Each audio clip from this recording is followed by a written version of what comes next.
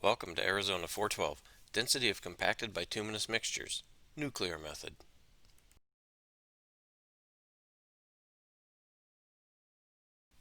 Begin by unlocking the nuclear gauge transport box. Then prepare to take your density standard count and moisture standard count for the beginning of the day. Next, remove the standard block and set it onto dry and level asphalt, concrete, or compacted aggregate surface. Then remove the nuclear gauge and place it on the standard block. Seat the nuclear gauge on the standard block. Note, it should be at least 15 feet away from any large objects and at least 50 feet away from any other nuclear gauge. Now remove the lock from the source handle and allow the gauge to warm up. Obtain the standard counts for moisture and density, record the standard counts in a logbook, and move away at least 15 feet while the standard count runs. Determine if the counts are within the limits of normal operation according to the manual. Prior to testing, brush away any loose or unattached materials at the testing location.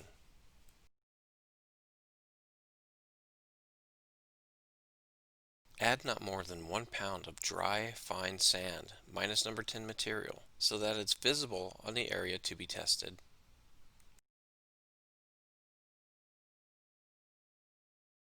Smooth out the added sand to ensure an even distribution of material over the test area, and then remove any excess material.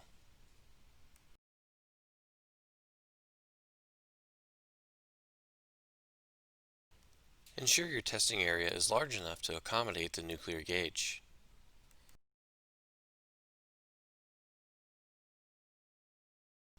Once the testing area has been prepared, place the nuclear gauge on the test site and begin your 2 1-minute readings.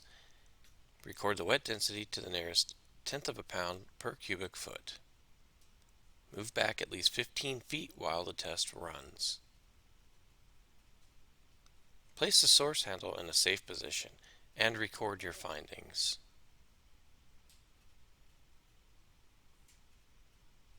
Use a marking device to outline the footprint of the nuclear gauge to ensure its placement when it is rotated 180 degrees.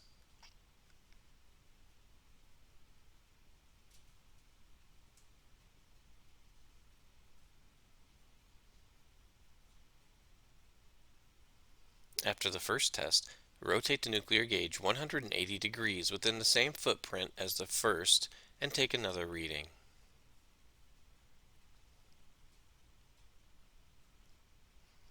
Place your source handle in a safe position and record the wet density to the nearest tenth of a pound per cubic foot.